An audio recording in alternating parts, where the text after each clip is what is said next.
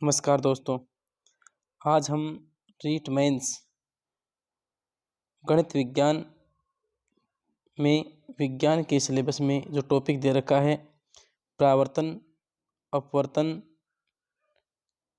दर्पण, लेंस, मानव नेत्र दोष के बारे में टॉप MCQ का अध्ययन करेंगे, जो एग्ज़ाम में बार बार रिपीट होने वाले क्वेश्चंस हैं उनका अध्ययन करेंगे।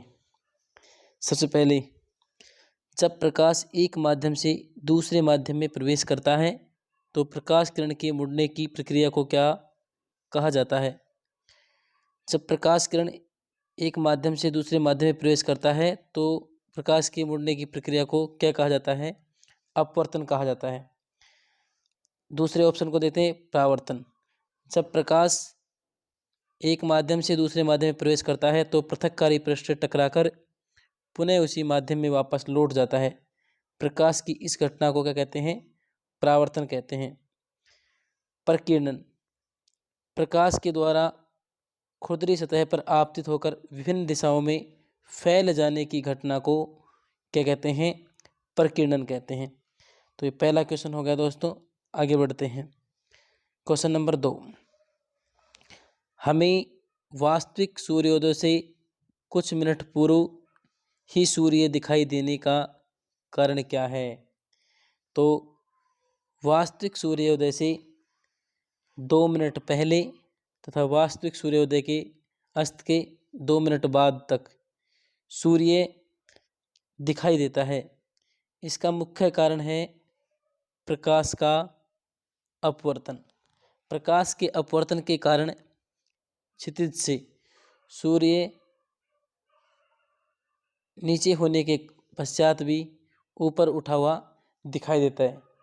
अपवर्तन के कारण 1/2 डिग्री कोण में क्या हो जाता है? परिवर्तन हो जाता है, जबकि सूर्योदय से 2 मिनट पहले और सूर्यास्त के 2 मिनट बाद तक दिखाई देता है, जिसके कारण दिन की अवधि में 4 मिनट की वृद्धि हो जाती है। नेक्स्ट क्वेश्चन की ओर चलते हैं। रात में तारे झिलमिलाते हैं क्योंकि वे प्रकाश को रुक रुक कर उत्सर्जित करते हैं? नहीं, तारों का वातावरण प्रकाश को रुक रुक कर अवशोषित करता है? ये भी नहीं होगा।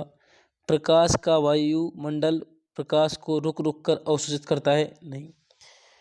इसका आंसर 4 होगा। प्रकाश की जो विभिन्न परतें हैं उनका अपवर्तनांक क्या होता है?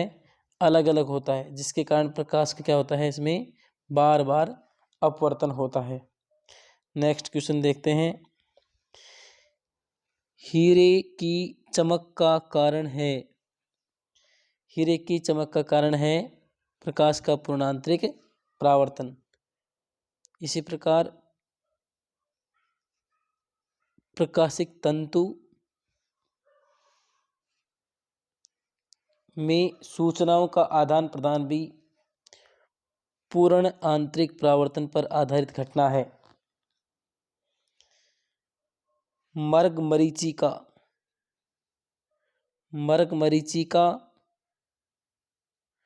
हीरे का चमकना, मरगमरीचिका हीरे का चमकना, ये सभी घटनाएं पूर्ण आंतरिक परावर्तन पर आधारित हैं। नेक्स्ट क्वेश्चन देखते हैं। जब हम समतल दर्पण में देखते हैं तो हमें अपने चेहरे का प्रतिबिंब दिखाई पड़ता है। इसका कारण क्या है? तो इसका कारण है दोस्तों परावर्तन। नेक्स्ट क्वेश्चन, यदि आपतित प्रकाश किरण और परावर्तित प्रकाश किरण के मध्य 44 डिग्री का कोण है, तो ये कह रहा है ये आपतित प्रकाश किरण, ये परावर्तित प्रकाश किरण, यह विलंब। इस आपतित और परावर्तित प्रकाश किरण के मध्य कोण है 44 डिग्री। तो ये आपतन कोण कितना होगा? 22। और ये परावर्तन कोण कितना होगा? 22। क्योंकि परावर्तन का प्रथम नियम क्या कहता है? आपतन कोण का मान परावर्तन कोण के बराबर होगा। दूसरा नियम क्या कहता है? आपतित प्रकाश किरण, परावर्तित प्रकाश किरण, अभिलंब तीनों एक ही तल में होंगे। तो ये आपतन कोण भी 22 डिग्री और ये परावर्तन कोण 22 डिग्री। अब इसने क्या पूछा है, परावर्तित किरण और परावर्तित सतह पर अभिलंब के मध्य कोण का दुगुना, यानी ये जो कोण है 22, इसका दुगुना, तो 22 का दुगुना कितना होगा 44। तो ऑप्शन नंबर 2। आगे बढ़ते हैं। प्रकाश के परावर्तन के नियम अनुसार निम्न में से कौन सा सही है। आपतन कोण परावर्तन कोण के बराबर होता है। अभी अपन ने ऊपर बात की थी। नेक्स्ट क्वेश्चन, निम्न में से कौन सा कथन असत्य है। RA स्प्री 2009। वायुयान के विशेष रबर के टायरों का थोड़ा सुचालक बनाया जाता है। बिल्कुल ठीक है। प्रकाश की नीली तरंगें बैंगनी तरंगों की तुलना में अधिक प्रकीर्णित होती हैं, जिसके कारण आकाश नीला दिखाई देता है, न कि बैंगनी। अब देखिए साथियों, जो वर्ण स्पेक्ट्रम होता है उसमें 7 रंग होते हैं विबज्योर। इनमें सबसे ज़्यादा प्रकीर्णन होता है वोयलेट का, फिर इंडिगो का, फिर ब्लू का, ग्रीन, येलो, ऑरेंज, रेड। तो यहाँ पर बात करें सबसे ज़्यादा किसका होगा, वोयलेट का। और ये क्या कह रहा है कि नीली तरंगों का बैंगनी तरंगों की तुलना में अधिक प्रकीर्णित होती है। नहीं, सबसे ज़्यादा कौन सी होती है, वोयलेट। सबसे कम कौन सी होती है, रेड। तो ये बात क्या है, सरासर गलत है। तो आंसर यही होगा। नेक्स्ट बात करते हैं। प्रकाश के वर्ण विक्षेपण का उदाहरण है। वर्ण विक्षेपण प्रिज्म से प्राप्त स्पेक्ट्रम वर्ण विक्षेपण का उदाहरण है। ये प्रिज्म है। जब किसी प्रिज्म पर श्वेत प्रकाश आपतित होता है तो प्रिज्म के द्वारा इस प्रकाश को 7 भागों में विभक्त कर दिया जाता है। प्रकाश की इस घटना को क्या कहते हैं, वर्ण विक्षेपण कहते हैं। और ये जो स्पेक्ट्रम प्राप्त होता है उसे क्या कहते हैं, वर्ण स्पेक्ट्रम प्राप्त होते हैं। सबसे ज़्यादा जो विचलन होगा किसका होगा, वोयलेट का। सबसे कम किसका होगा, रेड का। जो विचलन होता है, विचलन ये तरंग दैर्घ्य के क्या होता है, व्युत्क्रमानुपाती। जिसकी लैम्डा ज़्यादा होगी उसके लिए विचलन का मान क्या होगा, कम। तो साथियों बात करें रेड कलर की, जो लैम्डा है ये क्या होती है, मैक्सिमम। इसलिए इसका विचलन कोण क्या होता है, न्यूनतम। वोयलेट कलर के लिए लैम्डा क्या होती है, न्यूनतम। तो विचलन कोण क्या होता है, अधिकतम। तो आपसे पूछे कि वर्ण स्पेक्ट्रम में, वर्ण विक्षेपण में सबसे ज़्यादा विचलन कौन से प्रकाश का होगा, वोयलेट का। सबसे कम किसका होगा, रेड का। ठीक है मित्रों, आगे बढ़ते हैं। प्रकाश तरंगों के लिए निम्न में से कौन सा कथन सत्य है। लाल रंग की तरंग दैर्घ्य सर्वाधिक होती है, यह अपन ने भी बात की। विबज्योर कितने रंग होते हैं, 7 स्पेक्ट्रम में। तो ये तरंग दैर्घ्य का बढ़ता हुआ क्रम है। सबसे ज़्यादा किसकी, रेड, फिर ऑरेंज, फिर येलो, फिर ग्रीन, ब्लू, इंडिगो, वोयलेट। तो सबसे ज़्यादा तरंग दैर्घ्य किसकी, रेड की, और न्यूनतम किसकी, वोयलेट की। ठीक है, आगे बढ़ते हैं। इंद्रधनुष में होता है, गलत कथन का चयन करना है। पृथ्वी की ओर सबसे अंदर के रंग के रूप में बैंगनी प्रकाश, पृथ्वी की ओर इसका वक्रता झुकाव, आकाश की ओर इसके सबसे बाह्य रंग के रूप में लाल प्रकाश, पृथ्वी की ओर इसके सबसे अंदर के रूप में लाल प्रकाश। देखिए अभी अपन ने बात की थी, ये जो कथन है ये बिल्कुल असत्य है। जो नीचे लाल नहीं होता वोयलेट होता है। नेक्स्ट बात करेंगे, सरल सूक्ष्म दर्शक में उपयोग किया जाने वाला लेंस है उत्तल लेंस। सरल सूक्ष्मदर्शी बोले, संयुक्त सूक्ष्मदर्शी बोले, या अपन बोले अपवर्तक दूरदर्शी। सरल सूक्ष्मदर्शी, संयुक्त सूक्ष्मदर्शी, या अपन क्या बोले, दूरदर्शी। सरल सूक्ष्मदर्शी, सरल सूक्ष्मदर्शी, संयुक्त सूक्ष्मदर्शी और दूरदर्शी कौन सा, अपवर्तक दूरदर्शी। इन सभी में किसका उपयोग किया जाता है, उत्तल लेंस का। किसी निकट दृष्टि दोष से पीड़ित व्यक्ति दूर बिंदु क्षेत्र के सामने 80 सेंटीमीटर दूरी पर है। इस दोस्त को संबोधित करने के लिए आवश्यक लेंस की प्रकृति व क्षमता होगी। यानी हमको एफ कितना दे रखा है, 80 सेंटीमीटर दे रखा है और पूछ क्या रहा है, क्षमता पूछा है। P इक्वल्स टू क्या होता है, 1/f। एफ हमेशा किस में लेंगे, मीटर में। 80 सेंटीमीटर तो क्या आएगा, 0.80 मीटर। 100 का भाग देंगे सेंटीमीटर को मीटर में बदलने के लिए।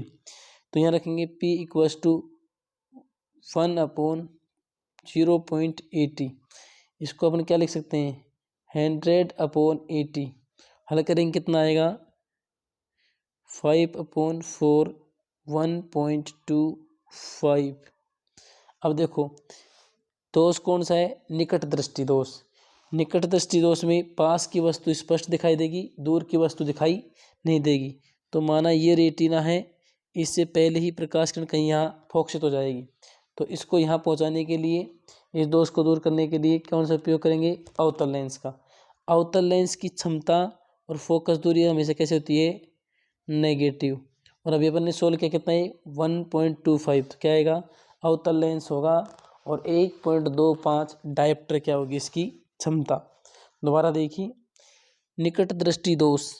निकट दृष्टि दोष के समाधान के लिए कौन सा लेंस लगाएंगे, अवतल। और अवतल लेंस के लिए जो फोकल लेंथ है वो हमेशा क्या होती है, नेगेटिव होती है। इसका मतलब एफ का जो वैल्यू है वो क्या होगी, -0.80 मीटर। तो यहाँ P इक्वल्स टू 1/f और क्या आएगा, -1/0.80। हल करेंगे क्या आएगा, -5/4 यानी -1.25 डायोप्टर। ठीक है। नेक्स्ट देखिए, यदि निर्धारित लेंस की क्षमता 2 डायोप्टर है तो इसका अर्थ है कि, फोकस दूरी पूछ रहा है सबसे पहले। अब देखो लेंस कैसा होगा, प्लस है तो लेंस होगा उत्तल लेंस। उत्तल लेंस, 2 ऑप्शन तो वैसे ही कट गए। अब हमको निकालनी क्षमता, P इक्वल्स टू 1/f। तो F equals to 1/P। P की वैल्यू कितनी है, 2 है। तो F इक्वल्स टू 1/2 0.5 मीटर, या इसको क्या बोलें, 50 सेंटीमीटर। देखिए 50 सेंटीमीटर होगी और लेंस कैसा होगा, उत्तल। तो उत्तल लेंस, फोकस दूरी 0.5 मीटर या 50 सेंटीमीटर। और यहाँ देखें उत्तल लेंस 2 मीटर, ये नहीं होगा। तो उत्तल लेंस और 0.50 मीटर। ठीक है, ऑप्शन नंबर 1 बिल्कुल सही है। नेक्स्ट, एक निकट दृष्टि दोष वाली आँख के लिए सही नहीं है। निकट दृष्टि दोष में पास की वस्तु साफ दिखाई देंगी, दूर की वस्तु स्पष्ट नहीं देखी जा सकती। सही है। दूर की वस्तु का प्रतिबिंब रेटिना के सामने बनता है परंतु रेटिना पे नहीं बनता है। इस प्रकार की आँख का दोष उत्तल लेंस की सहायता से ही किया जा सकता है। अब देखो इस दोष का समाधान के लिए उत्तल लेंस लगाएंगे, अभी अपन ने पढ़ा, तो ये बिल्कुल गलत है। नेक्स्ट बात करें, एक वस्तु किसी उत्तल लेंस के 2f1 पर रखी है तो उसका प्रतिबिंब कहाँ बनेगा, 2f2 पर बनेगा। अब आपके लिए मैंने ये सारणी, जिसके माध्यम से आप सारी स्थितियों को देख सकते हैं। उत्तल लेंस की बात करेंगे, सबसे पहले अनंत पे हो तो कहाँ बनेगा, प्रतिबिंब f2 पर, छोटा बनेगा, वास्तविक उल्टा। 2f1 पे हो तो f2 और 2f2 के बीच बनेगा, छोटा बनेगा, वास्तविक उल्टा। 2f1 पे हो तो 2f2 पे समान साइज का, वास्तविक उल्टा। इस प्रकार से ये सारी स्थितियाँ अपन ने दे रखी हैं।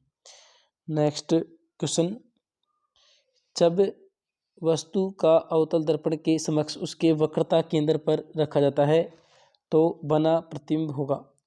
अवतल दर्पण के समक्ष वक्रता केंद्र C पे रखा जाता है तो प्रतिबिंब कहाँ बनेगा, वास्तविक उल्टा वस्तु छोटा, वास्तविक उल्टा वस्तु के साइज के बराबर, वास्तविक सीधा वस्तु के छोटा, आभासी सीधा वस्तु के साइज के बराबर। तो ये वास्तविक बनेगा, उल्टा बनेगा, वस्तु के साइज के बराबर बनेगा।